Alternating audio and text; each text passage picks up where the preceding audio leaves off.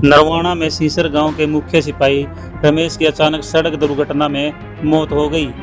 रमेश अपने 10 साल के बेटे और 12 साल की बेटी को छोड़कर चला गया, जिससे रमेश की पत्नी और परिवार का बहुत रो रो कर बुरा हाल है।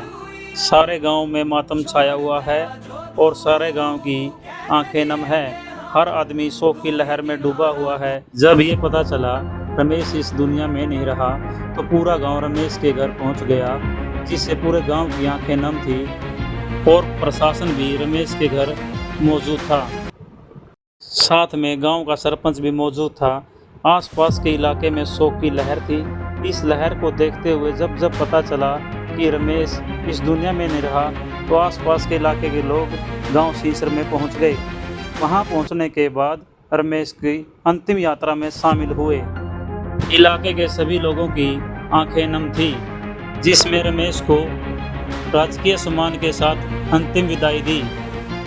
अंतिम विदाई में पुलिसकर्मी और पुलिस अधिकारी सभी मौजूद रहे। करीब 12 बजे रमेश को अंतिम विदाई दी। राजकीय सम्मान के साथ उनको सलामी दी गई, जिसमें गांव के लोगों ने भी उनको नम आंखों से सलाम किया। पूरा गांव और परिवार शोक में दिखाई दिया। रमेश की अंतिम विदाई में रमेश का बेटा 10 साल का प्रिंस मौके पर मौजूद था, जिसने अपने पिता की अंतिम विदाई में उनके पांव छूकर उनको विदा किया। 10 साल के प्रिंस का रो रो कर बहुत बुरा हाल है। अंतिम विदाई में रमेश के 2 सगे भाई और पूरा गांव वहां पर मौजूद था, जिसे सारे गांव में शोक की लहर थी। पूरा गांव की आंखें नम थी।